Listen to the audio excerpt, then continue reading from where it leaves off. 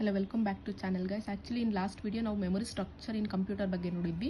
ಇವಾಗ ಅದರಲ್ಲಿ ನಾನು ಹೇಳಿದೆ like data types, like different types of information data representation ಮಾಡ್ತಲ್ಲ ಇನ್ಫಾರ್ಮೇಷನ್, ಅದು ಯಾವ್ಯಾವ ಥರ ಇರುತ್ತೆ ಅಂತ. ಅದರಲ್ಲಿ ಫಸ್ಟ್ ಒನ್ ನೋಡೋದಾದ್ರೆ like binary numbers.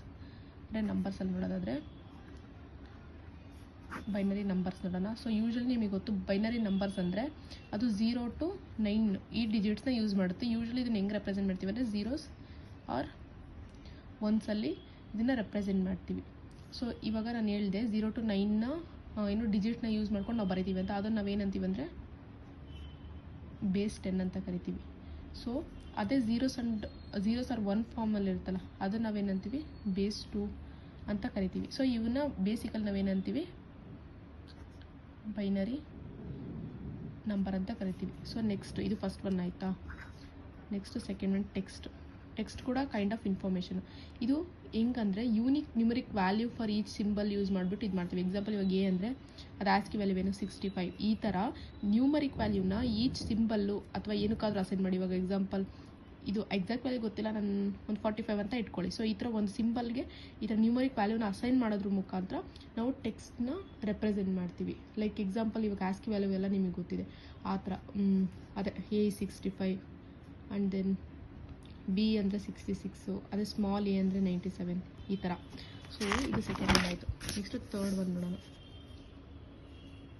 Third one ಬಂದುಬಿಟ್ಟು ಗ್ರಾಫಿಕ್ಸ್ ಆಯಿತಾ. ಸೊ ಗ್ರಾಫಿಕ್ಸ್ ಏನಂದರೆ ಇದು ಕಂಪ್ಯೂಟರ್ ಸ್ಕ್ರೀನ್ ಹತ್ರ ಈ ಸ್ಕ್ರೀನಲ್ಲಿ ಡಿಸ್ಪ್ಲೇ ಆಗುತ್ತೆ. ಇದು consist of pixels. Okay, so tiny dots ಇರುತ್ತಲ್ಲವ, tiny dots of colour that collectively paint a graphics image on a screen. ಅಂದರೆ ಲೈಕ್ ಟೈನಿ ಡಾಟ್ಸ್ ಇರ್ತಲ್ಲ, ಈ ಥರ ಡಾಟ್ಸು ಈ ಸ್ಕ್ರೀನ್ ಮೇಲೆ ಈ ಥರ ಟೈನಿ ಆಗಿ ಡಾಟ್ಸು ಅದು ಕಲೆಕ್ಟಿವ್ ಆಗ್ತಾ ಅದು ಒಂದು ಪರ್ಟಿಕ್ಯುಲರ್ ಗ್ರಾಫಿಕ್ ಇಮೇಜ್ನ ಫಾರ್ಮ್ ಮಾಡುತ್ತೆ ಸ್ಕ್ರೀನ್ ಮೇಲೆ. ಓಕೆನಾ.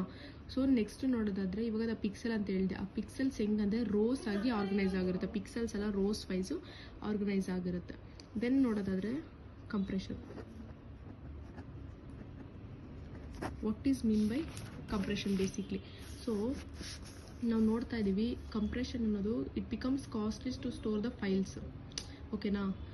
ಅಂದರೆ ಮೇನ್ ಪ್ರಾಬ್ಲಮ್ ಬರ್ತಾ ಇರೋದು ಏನಂದರೆ ಅದು ಏನು ಸ್ಟೋರ್ ಮಾಡೋದಕ್ಕೆ ತುಂಬ ಕಾಸ್ಟ್ ಆಗ್ತಾ ಇದೆ ಅಂತ ಹೇಳ್ಬಿಟ್ಟು. ನಾರ್ಮಲಾಗಿ ಇವಾಗ ಏನಿದೆ ಫೈಲ್ಸು, ಇವಾಗಿರೋ ಫೈಲ್ಸು ತುಂಬ ಇನ್ಫಾರ್ಮೇಷನ್ ಇರುತ್ತೆ.